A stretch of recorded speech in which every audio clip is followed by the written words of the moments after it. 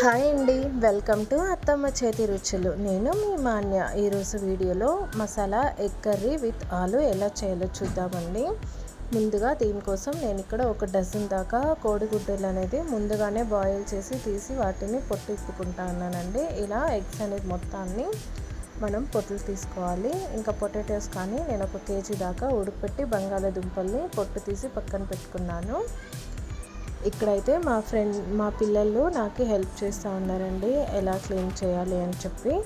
Time taking process కాబట్టి నేను అది వేరే పొయ్యి పైన చేయడం వల్ల టైం అనేది ఎక్కువ కన్జ్యూమ్ చేస్తుంది. సో వాళ్ళు అదన్నీ చేసేలోపు నేను ఇక్కడ పొయ్యి మీద కడాయి పెట్టుకొని అందులోకి ఒక 4-5 స్పూన్స్ దాకా ఆయిల్ వేసి ఆవాలు వేసానండి.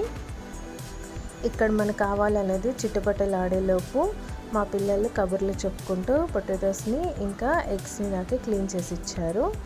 ఇప్పుడు ఇందులోకి నేను ఆవాలు చిట్లిన తర్వాత ఆనియన్స్, కరివేపాకు అనేది వేసి బాగా ఫ్రై చేసుకుంటా ఉన్నానండి. మనకి ఆనియన్స్, కరివేపాకు అనేది ఆయిల్లో కొంచెం బాగా డీప్ ఫ్రై అయినట్లయితే టేస్ట్ చాలా బాగుంటుంది.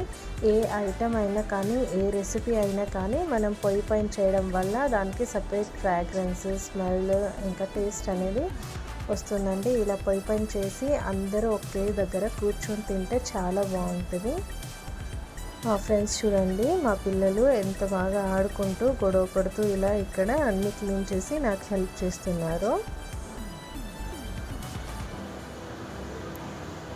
ఇలా పిల్లలు అన్నీ క్లీన్ చేస్తూ ఉంటే నేను ఈ పక్కన ఆనియన్స్ ఫ్రై అయిపోయింది కదా, సో టమాటోస్ యాడ్ చేసి మళ్ళీ టమాటోస్ని కొంచెం బాగా ఫ్రై అయ్యేలాగా మిక్స్ చేసుకొని ఇది మొత్తం ఆయిల్లో ఫ్రై అయ్యేలాగా చూసుకుంటా ఉండాలండి.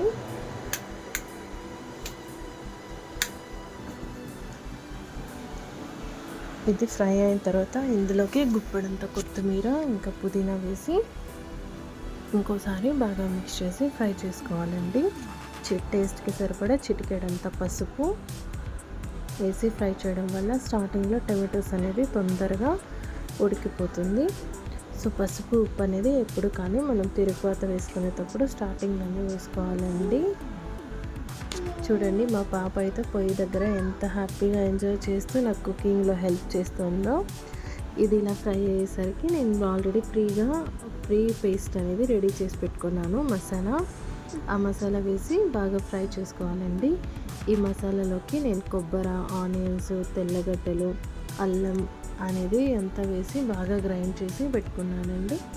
దానిని ఇలా కడాయిలో వేసి మనం కంటిన్యూస్గా మిక్స్ చేస్తూ ఉండాలి. పొయ్యి మీద కదా, ఫ్లేమ్ ఎక్కువగా ఉంటుంది. సో మాడిపోకుండా మనం కంటిన్యూగా తిప్పుతూ ఉండాలండి. ఇంకా వాటర్ మీకు ఎంత కావాలో చూసి ఇక్కడ నేను మాడిపోతున్నది కొద్దిగా వాటర్ వేసి బాగా మిక్స్ చేసి ఈ మసాలా మొత్తం ఉడికేదాకా ఉడికించుకుంటా ఉన్నాను. కన్సిస్టెన్సీ ఎంత కావాలో అంత వాటర్ అనేది యాడ్ చేసుకోవాలి.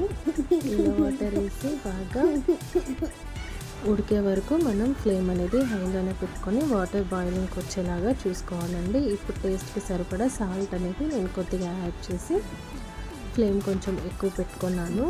నేను ఇక్కడ చేస్తున్న ఎగ్ కర్రీ అనేది 15 to 20 మెంబర్స్కి ఈజీగా సరిపోతుంది. టేస్ట్కి సరిపడా కారం అనేది యాడ్ చేసుకోవాలి.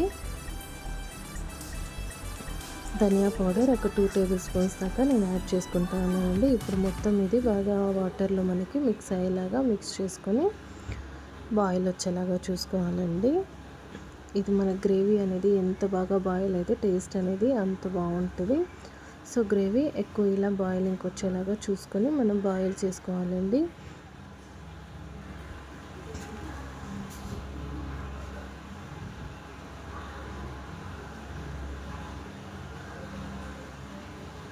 మనకి ఇలా గ్రేవీ బాయిల్ అయ్యేలోపు పొటాటోస్ అనేది చిన్నగా బాయిల్ చేసుకున్నవి కట్ చేసి పెట్టుకున్నాను. ఎగ్స్ కానీ చాలామంది ఉన్నారు కాబట్టి మేము ఒక ఎగ్ని 4 పీసెస్గా కట్ చేసి ఇప్పుడు ఇందులోకి వేసుకుంటా ఉన్నామండి.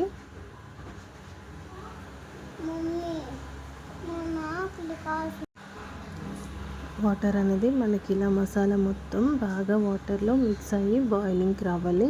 ఎక్కువ బాయిల్ అయినట్లయితే మనకి ఇక్కడ నీసు వాసన కానీ ఎలాంటి పచ్చి స్మెల్ కానీ మసాలాస్ అనేది ఉండదు.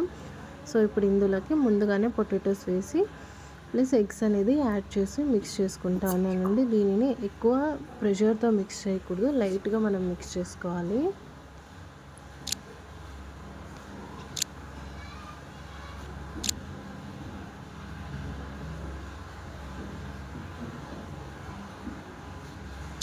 చూడండి ఇలా స్లోగా స్మూత్గా మనం మిక్స్ చేసుకొని కన్సిస్టెన్సీ ఇంకోసారి కావాలంటే చూసుకొని వాటర్ కావాలా యాడ్ చేసుకున్నట్లయితే ఎంతో టేస్టీ అయిన మసాలా ఎగ్ కర్రీ అనేది రెడీ అయిపోయింది.